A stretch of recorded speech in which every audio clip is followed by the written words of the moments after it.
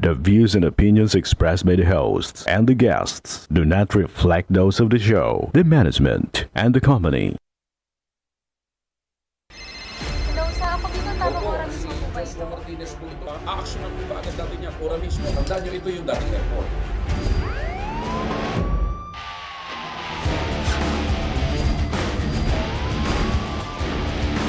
Hoy, ano namang kayong dalawa pinagchichismisan yung mga marites kayo, ha?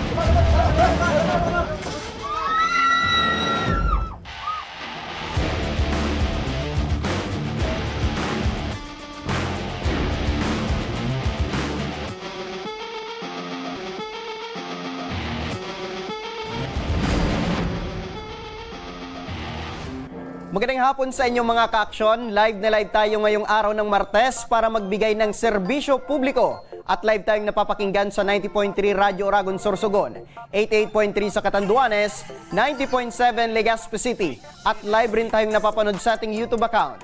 At napapanood rin tayo sa Congress TV tuwing alas 7 hanggang alas 8 ng gabi.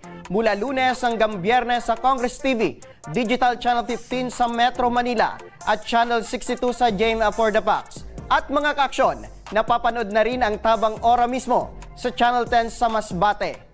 Umpisaan na natin ang Tabang Ora mismo. Ito mga ka-aksyon, isang Pilipina na nakipagsapalaran sa bansang Riyadh, Saudi Arabia bilang isang domestic helper. Humihingi ng saklolo dahil sa kanyang sitwasyon na kinakaharap ngayon. Ang pinadalang panawagan ni Chari Navarez. Panorin po natin ito. Ako po si Chari Menes Navarez na nagtatrabaho po dito sa Albuquerque, Riyadh. Kinulong po ako ng aking amo dito sa kwarto ko. 5 araw na po ako dito. Nais ko po sana makauwi na lamang sa Pilipinas. Hindi ko na po alam gagawin ko. Sana matulungan niyo ako. Hindi po sila nagbibigay ng pagkain. Ang iniinom ko po ay galing na lamang ako sa CR. Sana po bigyan niyo ako ng agarang aksyon. At yan mga ka-aksyon ang sitwasyon ni Chari. Pang-anim na araw na raw niya ngayon na nakakulong sa kanyang kwarto. Walang pagkain at tubig. Kwento ni Chari, nagsimula lamang umano itong sinubukan niyang magpaalam sa kanyang amo na makauwi ng Pilipinas dahil nagkaroon ng emergency ang kanyang anak. Para sa detalye ng reklamo ito, makakausap natin mismo si Chari. Magandang hapon sa iyo, Chari. Magandang hapon po. Ayan. Chari, kamusta ka na ngayon? Ito po, nandito pa rin po sa sa kwarto, nakakulong pa dito. So, ibig sabihin, totoo bang pang-anim na araw mo nang nakalak dyan? Opo. Ay, 1 linggo na po. 1 linggo na. Opo. So, ibig sabihin hanggang ngayon, ma'am, nakalak pa rin yung pintuan dyan sa kwarto mo, ma'am? Opo.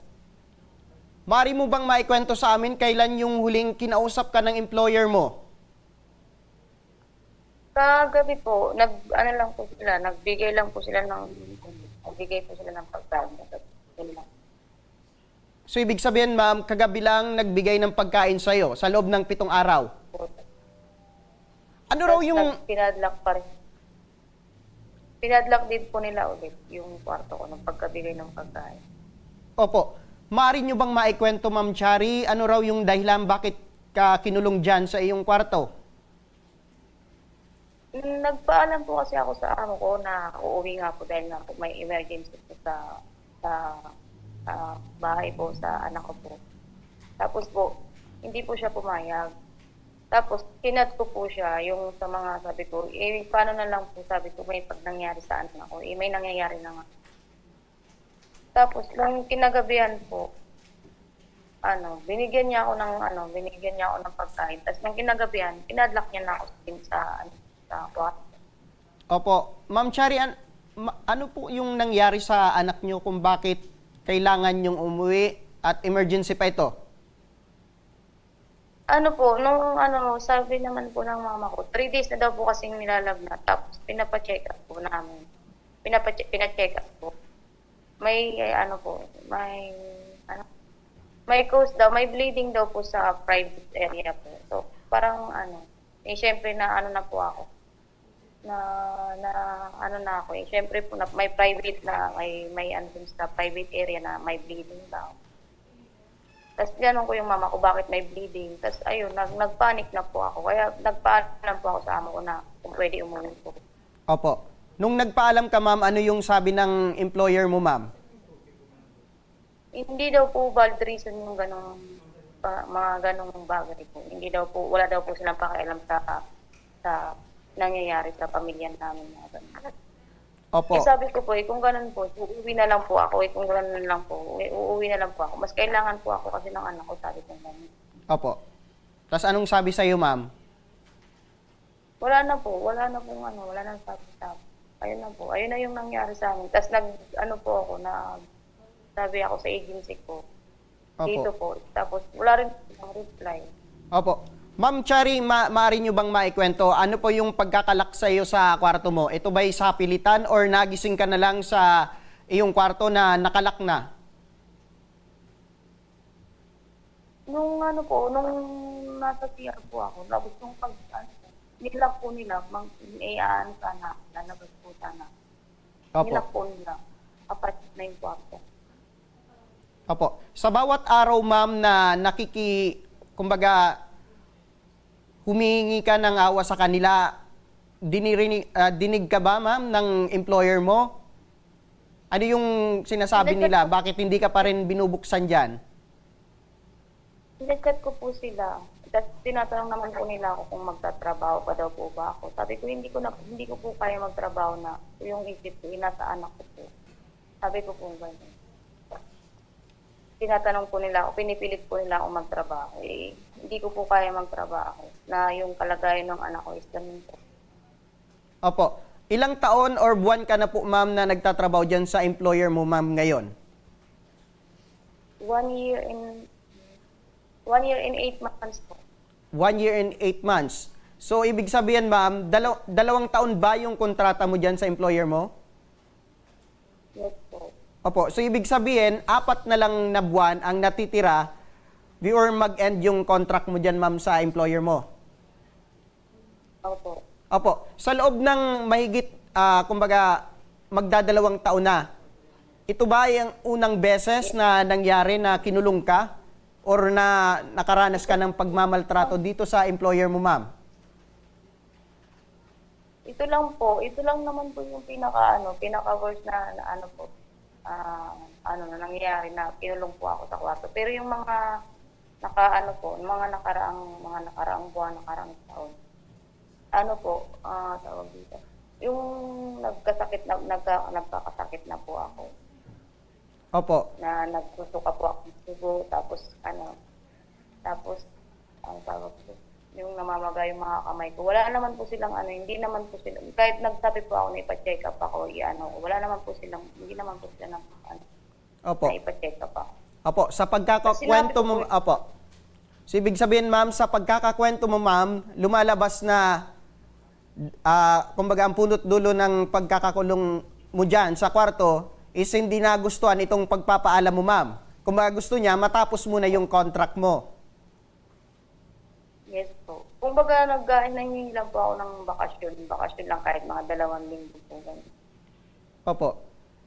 Kinukulit mo ba ito, ma'am, na employer mo, ma'am, na makauwi ka dito sa Pilipinas? Baka ito yung dahilan kung bakit kinulong ka dyan, nakulitan sila?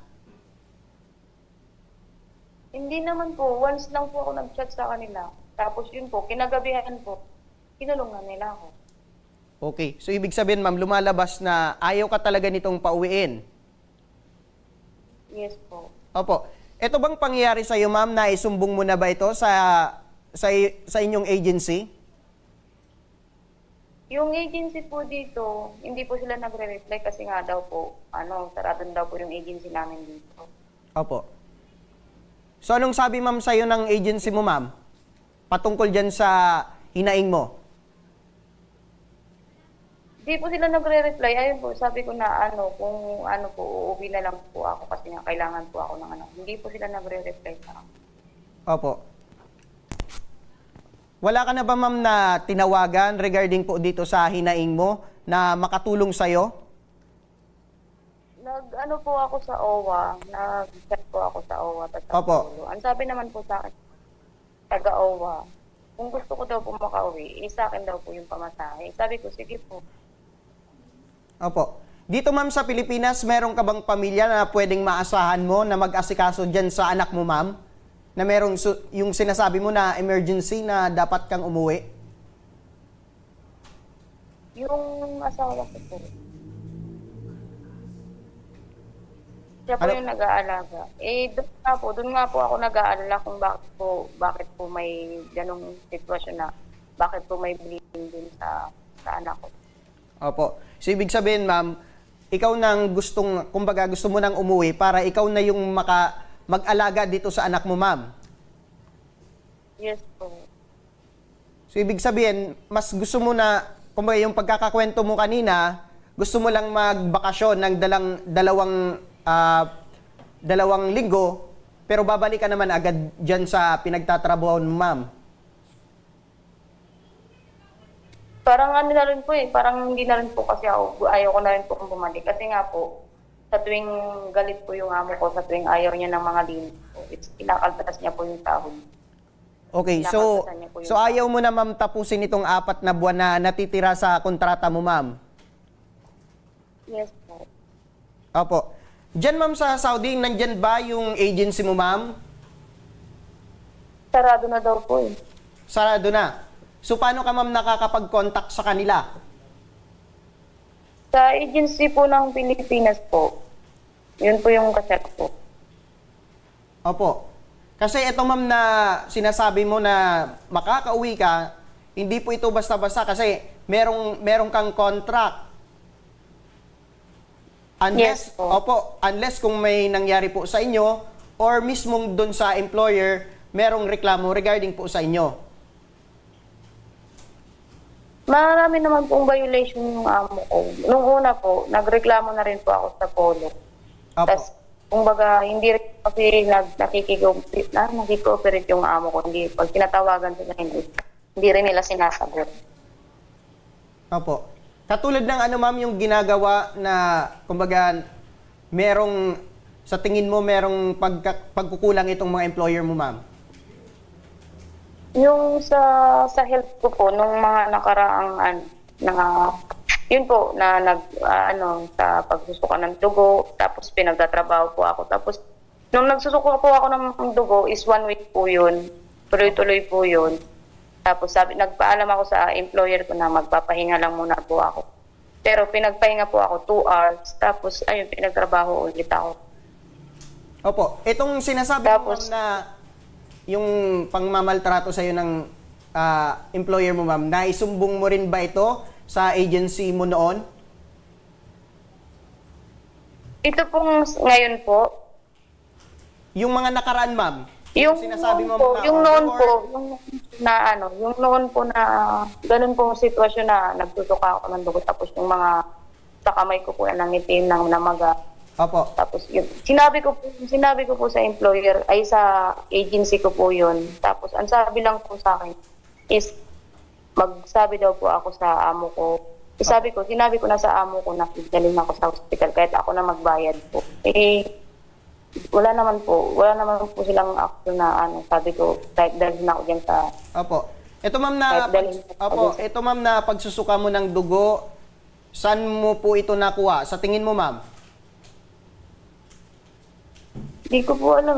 Sabi po nila, sabi rin po nung amo ko, inoobserbahan po nila ako na bago daw po ako dalhin sa hospital is kailangan mag 1 week. Sabi ko, 1 week na po akong ganito, ma'am. Sabi ko, 1 week na po ako, madam, na ganito nagtutukan ng dugo. Opo. So, hindi pa ba ako pwedeng dalhin sa hospital? Sabi naman niya sa akin, nasa claim na lang daw po ng Saudi. Opo. Sa pagkakakwento mo, ma'am, parang lumalabas na napabayaan ka po nitong employer mo, ma'am. May ganun po, kasi May ganun pong ano po, parang kasi wala silang, kahit yung sa agency ko po, wala rin ako yun, kaya gusto ko rin po sanang i-ano yung agency dito. Kaso nga po, sarado na rin po. Opo. Sa ngayon, ma'am, ano po yung gusto mong mangyari? Gusto po, kahit talaga nilang maki-operate. Opo. Sa ngayon, ma'am Chari, ano po yung pinaka gusto mong mangyari ngayon? Yung makauwi nga po. Tapos po, kinuha na rin po nila yung, yung pera ko. Yung kinuha na po nila yung pera ko ngayon, yung huling sahod ko po, kinuha po nila kasi sabi nila, bibili daw po ng ticket, ng plane ticket po. Binigay ko na po, kinuha na po nila sa akin. Sige.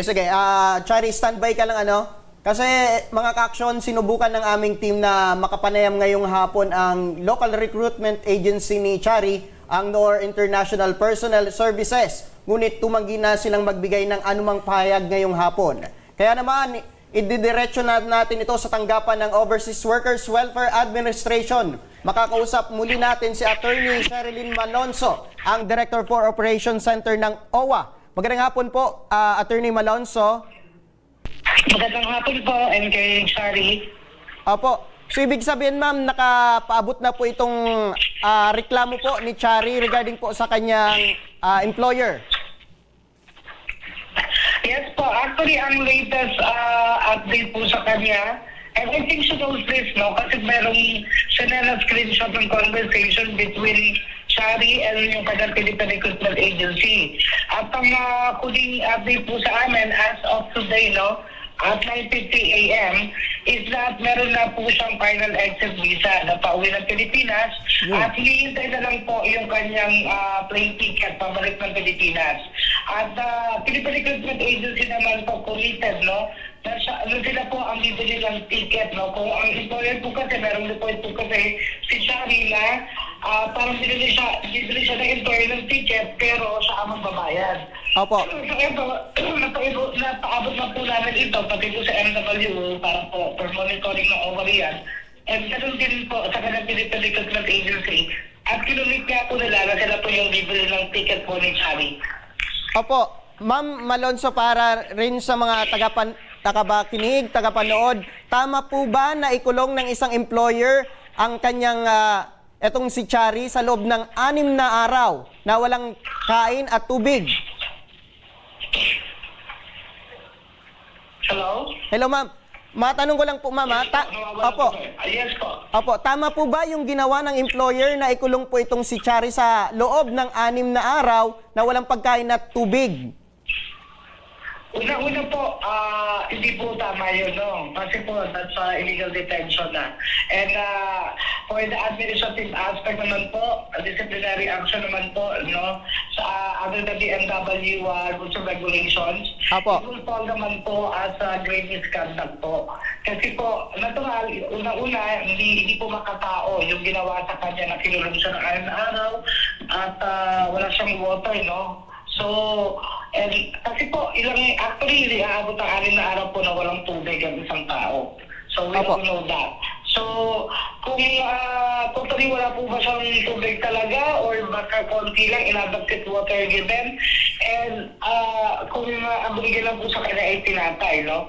So, kasi po, dapat po, humane po, yung, or makatao po dapat yung pakikitungo ng employer, no? Tama po. Sa ating mga OFWs, at binibigyan din sila ng sufficient food provision.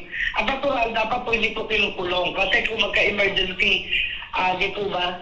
Tapos wala siyang kalayaan, no freedom of movement. So definitely po, these are not being sanctioned by the BMW rules and regulations. Opo, so ibig sabihin, ma'am, kung gugustuhin po ni Chari na magsampa ng kaso laban sa kanyang employer, maaari po itong mangyari.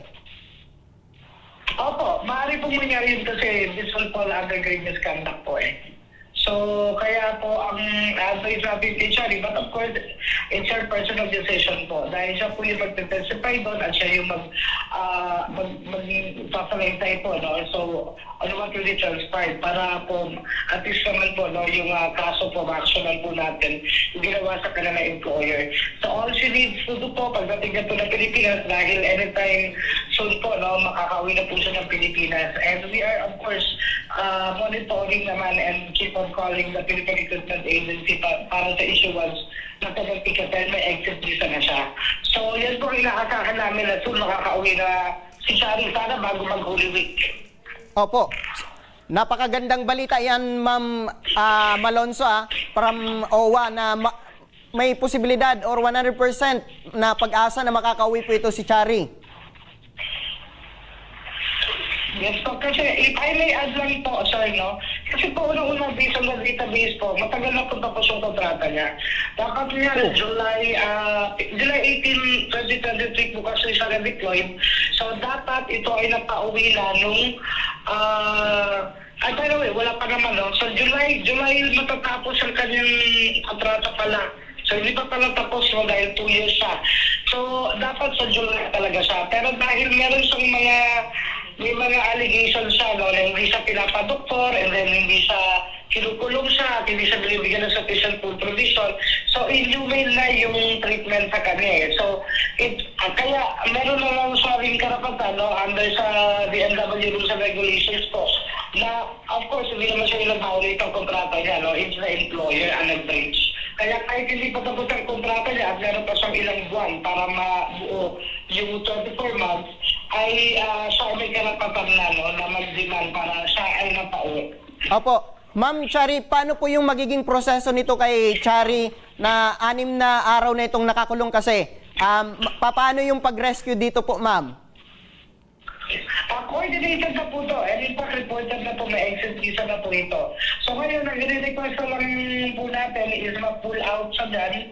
Of course, no, so to our Warrior MWO yan. So tatawagan po kanyang Foreign Recruitment Agency. Pero ang sabi nga, sarado na po si Foreign Recruitment Agency. So we will coordinate for ways po. No? Kung hindi po isusurrender po siya ng kanyang employer po si MWO, yung request namin. No?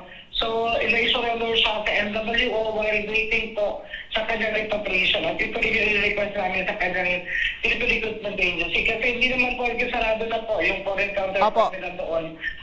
Wala na dapat po sila magagawa. Apo. Kasi po meron tayong joint and solidary liability under the law. Apo, Attorney Chi, maaari ba siyang mabigyan ng pagkain before siya makalapag dito sa Pilipinas? Kasi pagkakakwento niyo, ma'am, na-hold po yung sahod niya, yung last sahod niya ngayong buwan.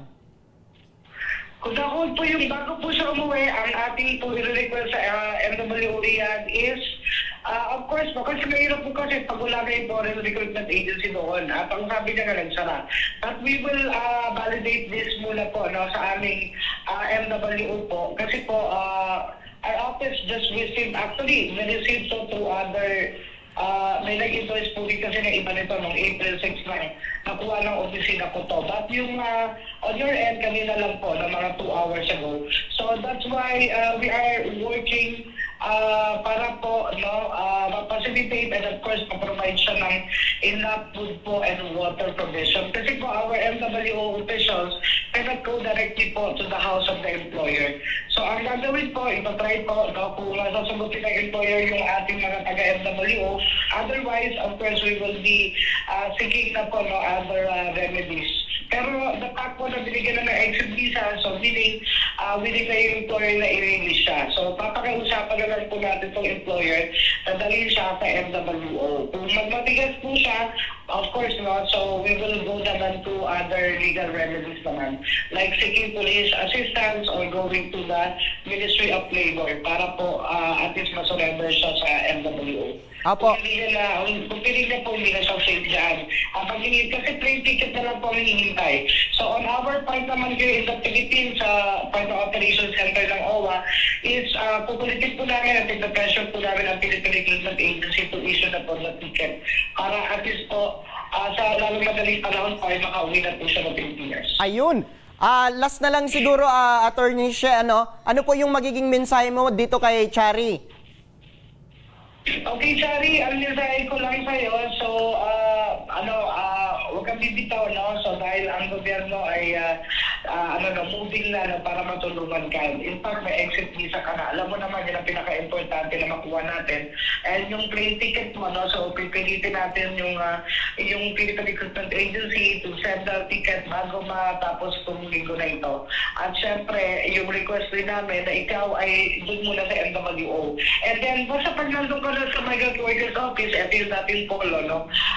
Sabihin mo lang doon sa Army Welfare Officer at sa makakausap mo official doon, lahat ng mga claims mo, kung may mga salary ka pa rin binababayaran para bago ka umuwi ng Pilipinas, ay ipatawag ng MWO ang iyong employer at mag-settle mo na kayo doon ng mga unpaid salaries and other claims mo. Para pagdating mo ng Pilipinas, diba, meron ka namang naiuwi sa pamilya mo. And of course, pagdating mo rito sa Philippines, as soon as we have your flight details, susunduin ka naman dito ng OWA, and then we will be providing you naman with all the necessary assistance na kinakailangan mo hanggang sa pag-uwi mo sa probinsya mo. So we will be assisting you with that. Opo, dahil po dyan, opo. Huwag ka na malungkot, ha? Opo, dahil po dyan, napakagandang balita po ito, Ma'am Cherry, ano? Yan po, maraming salamat po, Attorney Sherilyn Malonzo, ang Director for Operations Center ng OWA. Welcome po, as always. Opo. Yan mga kaksyon, isang kababayan na naman natin ng OFW na mapapauwi natin dahil sa pagmamaltrato dyan sa ibang bansa. Ayan, balikan ko si Chari. Ano? Chari Low? Yes po. Opo, narinig nyo si Ma'am Malonzo, ano? Si Attorney Malonzo from OWA na before Holy Week, makakauwi ka na raw dito sa Pilipinas. Thank you po. Opo, anong masabi mo, Ma'am? Maraming salamat po. Maraming salamat po kay... Doon po sa OWA po, maraming salamat. Opo, in case po, Ma'am, na makauwi ka dito sa Pilipinas, ano yung una mong gagawin dito? Gusto ko po makauwi sa Bicol po, doon po sa anak ko. Okay, dito ma'am sa Bicol, apo. Sa Bicol ma'am, taga saan ka po dito sa Bicol? Katburawan, Ligaw po. Taga Ligaw. Apo, kung meron kang mensahe ma'am doon sa pamilya mo na naghihintay po dito sa Bicol, ano po yun ma'am? Sa mama ko po, ito, sabi po, hanggang ano po. Sa mama ko, wag na po silang mag-alala. Kasi okay naman na po. Apo. Kasi po yung mama ko nag-aalala. Hindi na daw po makatulog. Sabi, ma, okay na po. Apo. Hintay na lang po ako ng makauwi po. Apo. Maraming salamat din po sa ura mismo. Apo. Sa po. Apo. Sige, Chari, maraming salamat din dahil ipinabot mo itong alalahanin mo dyan sa Saudi. Patuloy po kaming makikipag-ugnayan sa OWA para masigurado at tuluyan ang makauwi ka dito sa Pilipinas, especially dito sa Bicol, para maalagaan mo na itong anak mo. At yan, mga kaksyon, sa pagbabalik ng Tabang Ora mismo, motorsiklo ng isang ginang, tinangay ng isang lalaking nagpakilalang tenant, ang ating Ora mismong pag-aksyon. Abangan mamaya. Kaya huwag kayong bibitaw at magbabalik pa ang Tabang Ora mismo.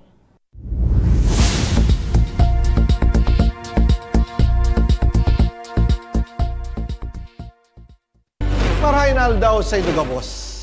Ang aldaw na ini ay para sa Indo, para sa tuyang mga kababayang Bicolano na nangangaipuhan kan kalinga, asin manlain-lain na medikal na serbisyo. Ini po ang sa tuyang dalan para makapaghatod kan serbisyo maski guraano ini karayo o karani ang sa indong kinamumugtakan. Ang Tarabangan Caravan ay sarupong inisyatibo kanako Bicol Party List na igwang layunin na darahon ang serbisyo medikal asin dental direkta sa saindong mga komunidad.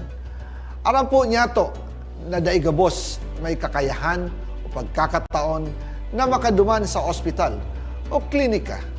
Kaya't kami na po ang nagrarani sa Indo. Kaibahan ang matitibay na doktor, dentista, medical personnel, asin mga volunteer kan ako Bicol Party List. Libre po gabos ang serbisyo medikal, dental, laboratory, asin mga bulong. Wala po kamo na dapat ihadit sa gastusin taini ay para sa indong kalusugan. Kaiba taman po ang satuyang programa ang libreng gupit asin masahe para sa satuyang mga kababayan. Maliban digdi, may local recruitment activity man kitangunyan. Ini po sarong biyaya para sa satuyang mga kababayan na nag-aanap kitrabaho. Sana po ay makatabang ini sa Indo. Tangani, makaanap ki mga bagong oportunidad para sa indong pamilya. Mga kababayan, buya ko pong ipaabot sa Indo na ako Bicol Party List Permi yaon para sa Indo. Sadto ngunyan asin sa maabot. Kami po ay padagos paglilingkod sa bawat Bicolano. Kami po ay nagpapasalamat sa saindong padagos na suporta. Habang yaon ang suporta kan kada Bicolano sa ako Bicol Party List, padagos po niya to dadarahon ang mga programa na direktang nakakapiktar asin nakakatabang sa saindong gabos. Sa giraray, dakulaw pasasalamat po sa indong pagtangkilig asin pagtitiwala naway padagos niya tong ipangaji ang mga kalusugan asin kaligtasan kang bawat saro. Padagos po kitang magtarabangan asin magkasararo para sa mas malusog asin masiglang Bicolandia. Dakulang salamat po asin maray na aldaw sa indong gabos.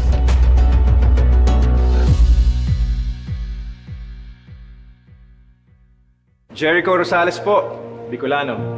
Ngunyan takaypuan, kitabang at kasurog sa edukasyon, sa kalusugan, at kabuhayan sa panahon ning sakuna. Ang ako Bicol, katabang at kasurog ta sa pagtao ki scholarship sa mga aki na nangangaypuan. Katabang at kasurog ta sa kalusugan, kasurog sa pagpasar ni Eddie Garcia Law. Bilang ermano ng bawat Bicolano, ang muya kong party list may plano.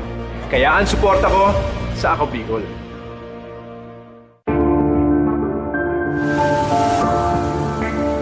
Sabi nila, wala ka daw ginawa nung nakaupo ka sa Senado.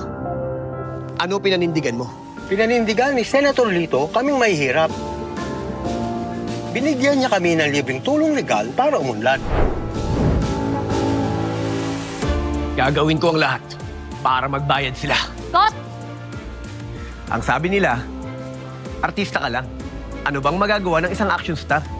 Marami nang nagawa si Senator Lito. At ang isa dito ay yung pag-aksyon niya para sa kapakanan naming mga manggagawa.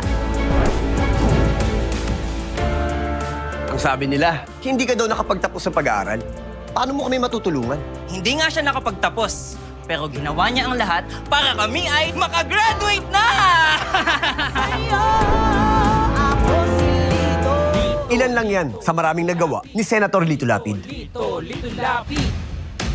Dumanas ka man ng hirap. Lahat ng sabi-sabi sa'yo, inaksyonan mo. Kung ako'y nakaahon, kaya nyo rin. Kaya natin lahat lumaban at umunlad. Tatak Lingkod Lapid, Supremo ng Senado. Lito Lapid, number 35 sa balota. Lito! Lito! Lito Lapid! Lito! Lito! Lito Lapid! Lito! Lito! Lito Lapid!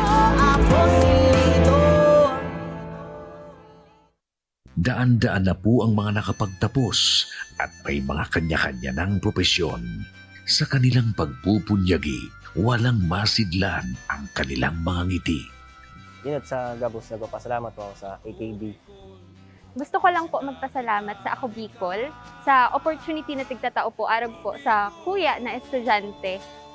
Dahil naandyan lang, katuwang lagi, Ako Bicol, katabang na, kasurog pa. Hindi rin nagpahuli sa pagtugon sa mga pangailangan ng ating mga healthcare workers at mga frontliners. Sa simula pa lang nitong pandemya, hanggang sa ngayon, walang humpayang pagtulong. ay nagpapasalamat po ako sa pagtaon ng tabang hali sa ako Bicol Party List. Salamat kong dakula sa duwang congressman. Kayo nakakatabang sa mga sa Gabos. Maaasahan. Ako Bicol, katabang na, kasurug pa. Tucked away in the province of Albay, known for its perfectly shaped Mayon volcano, Misibis Bay Resort, a locally owned 5-hectare private island resort. The resort is ready for all those looking to balance tranquility and adventure. This tropical destination is where guests can either choose to relax under the palm trees or have an adventure under the sun. It features modern and luxurious rooms and villas, recreational facilities, and sophisticated services.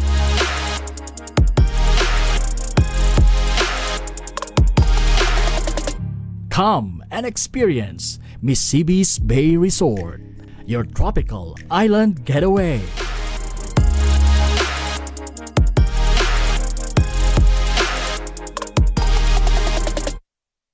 Problema sa tubig, agarang binigyang solusyon.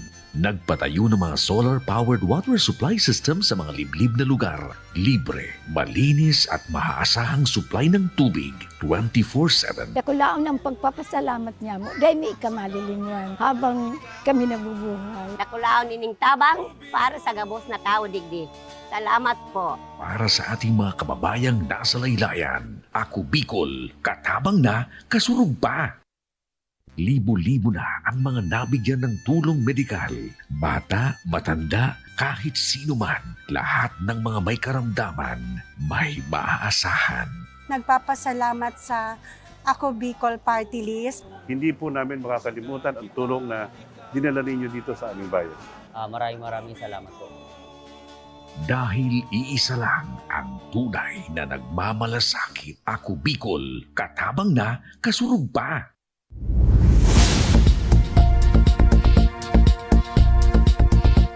Nagbabalik ang tabang. Ora mismo, ito mga kaaksyon sa ating tabang ora mismo update mula sa Buonot, Legazpi City. Isang pamilya na biktima umano ng kanilang tenant dahil matapos umanong hiramin ang motorsiklo nila ay hindi na muling binalikan. At ang masama pa, ilang araw na ang lumipas, nakita nilang for sale na raw ang kanilang motorsiklo sa isang online account. Ang buong pangyayari at sa ating ora mismong pag-aksyon, panoorin po natin ito. Kampante at tiwala si Sherry Coral sa isang pamilya na tumitira sa kanyang paupahan sa Legazpi, Albay. Pero imbis na buenas ang pumasok sa kanya, malas pala ang dala nito dahil imbis na kabutihan ang sukli sa kanya, pinagnakawan pa siya nito. Ang malala pa rito ay dati palang top 4 most wanted car thief ang kanyang pinatira sa kanilang paupahan. Vince Amisola o Vince Macam, 27 taong gulang, na marami na raw umanong criminal record sa Calamba, Laguna. Itinakbo umano ang kanilang motorsiklo. Ang malala pa, ibinenta online na nagkakahalaga ng 48,500 pesos. Dahil sa insidente, lumapit sa ating programa si Sherry at ang kanyang pamangkin na si Jeffrey Fernandez, ang totoong may-ari ng motorsiklo. Tumira po sila dito sa amin, sa paupahan namin na bahay, nung last week po, nung Sunday. Kala po namin is okay naman kasi nag-ano nga po siya, may binigay na ID. Ngayon po, nagbigay po sila ng hapon na mga 1 p.m. ng 1 month advance, 1 month deposit. Tapos po, nung 5 p.m. na hapon, lumipat po sila. Kasama po yung isa niyang anak at saka yung ka-live-in partner niya. Wala umanong pagdududa si Sherry kay Vince dahil sa ipinakita nitong kabutihan sa kanila. Tapos ngayon po, nung hapon, nagpaalam po sa mama ko na kung pwedeng humiram ng motor kasi bibili lang ng ulam. Ngayon po, di syempre pumayag kami kasi naiwan niya naman yung anak niya at saka yung live-in partner niya dito sa bahay. Pero ang kabaitan pala nito ay isang patibong upang makuha ang kanilang loob at pagkatiwalaan siyang tuluyan. Anong morning na 6, ang sabi niya po, nagpaalam po siya sa akin na uuwi ng Sorsogon kasi kukunin niya yung mga gamit niya. Nagrenta po siya sa Sky Rental sa Legazpi ng motor. Ngayon, bumalik po ulit dito sa bahay kasi ang sabi niya, hindi daw po siya na-approve kasi yung ID niya is hindi po naka-address dito sa Legazpi. Dahil hindi nakarenta ng motorsiklo si Vince, inaya umano nito ang kanyang pamangkin na si Jeffrey na bibili lang sa palengke ng ulam. Ngunit imbis sa palengke, bumalik si Vince kasama si Jeffrey sa rentahan ng mga sasakyan. Tsaka ginamit ang mga ID at lisensya ni Jeffrey upang makarenta. Pero laki ang pagtataka umano ng may-ari ng parentahan dahil ang tanging sumasagot lamang sa kanyang mga tanong ay si Vince. Nag-background check po yung may-ari. Na-find out po nila doon na may mga dummy account po pala yun, si Vince na Macam. Ngayon po, ang ginawa nila, pumunta po ulit dito sa bahay, binawi po yung motor. Ma'am, maitanong ko lang ma'am, kailan nyo nalaman na nawawala na pala itong motorsiklo nyo ma'am, tapos nawawala na itong lalaki at itong asawa niya ma'am at anak sa inyong paupahan? Namin sir na nawawala na yung pamilya niya nung 7 na ng morning na mga 9:30 kasi tumatawag po ako sa bahay nila, wala nang sumasagot. Sabi ko, imposible naman na 9:30, sarado pa sila. May ilaw pa sa labas. Ang ginawa ko po doon, kasi may nagtatrabaho dito sa kabilang bahay, pinasira ko po yung doorknob. Ayun po, nakita nila na wala po talagang kahit isang gamit na naiwan sila. Kinuha na nila lahat. Kung ba ginamit sa pag-alis dyan ma'am, itong motor ni Jeffrey? Hindi po. Kasi nakita namin nung nag-review po kami sa CCTV ng barangay, nakita po namin na unang umalis yung asawa niya, parang kinuha niya, pinauna niya po na inailabas, tapos binalikan niya po yung motor dito sa amin. Minarapat din ng programa na kausapin ng punong barangay ng Buonot upang alamin kung nakarating na ito sa kanilang barangay. Ito bang si Vince Jamisola na tinuturong suspect sa pagtangay dito sa motorsiklo ay rehistrado po sa inyong barangay? Hindi pa po kasi baguhan pa lang po siya diyan na bali natanong ko na rin yung po yan na complainant dito sa barangay na bali 3 days pa lang daw po yan eh. Nakapanayam din ng aming programa ang tagapagsalita ng Highway Patrol Group Bicol na si Police Major Norlito Escota. In case sir na mahuli po itong si Vince, ano po yung pwedeng maikaso laban dito sir?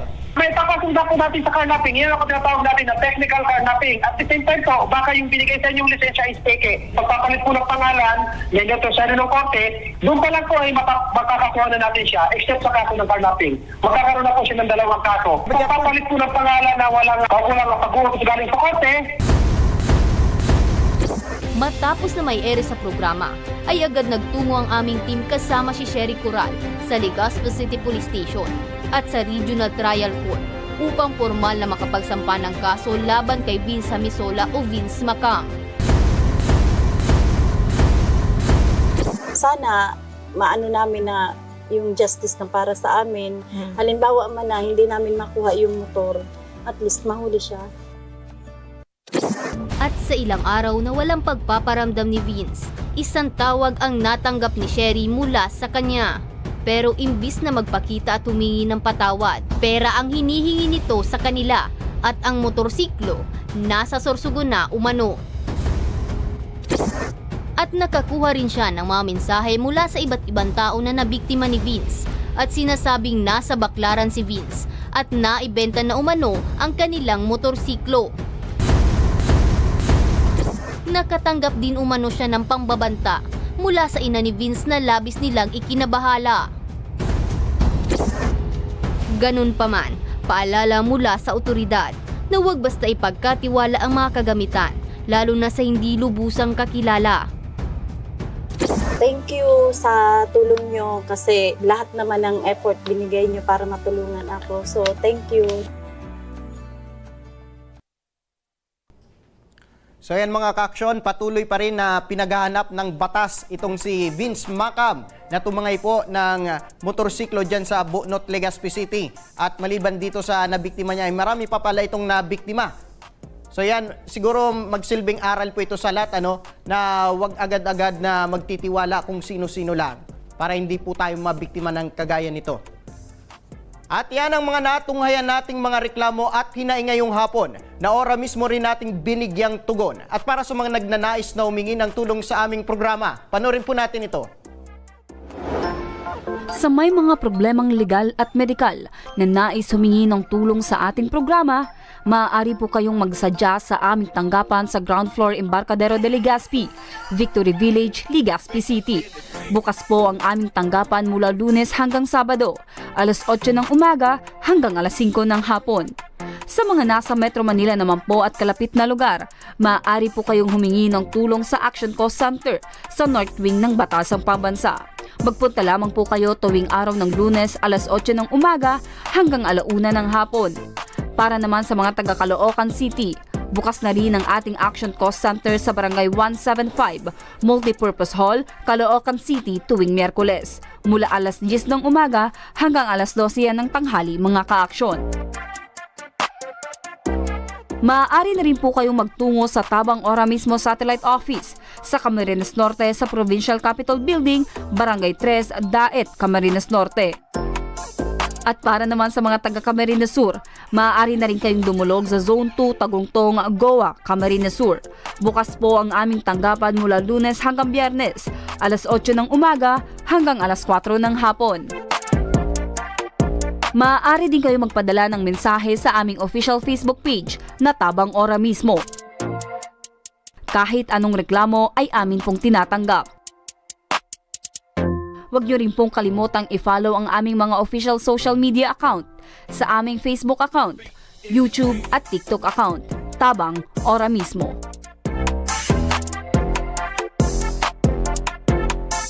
At mga ka-aksyon, hanggang bukas, sama-sama pa rin nating aksyonan ang mga problemang medikal at legal. Ito ang programang may paninindigan, tutugon sa inyong pangangailangan. Ako, si Nomer Corporan, at ito ang Tabang Ora mismo. Aksyon ko sa mga nangangailangan, aksyon ko lahat ay dadamayan. Noon at ngayon tayo'y sinamahan, aksyon ko patuloy na magsisilbi.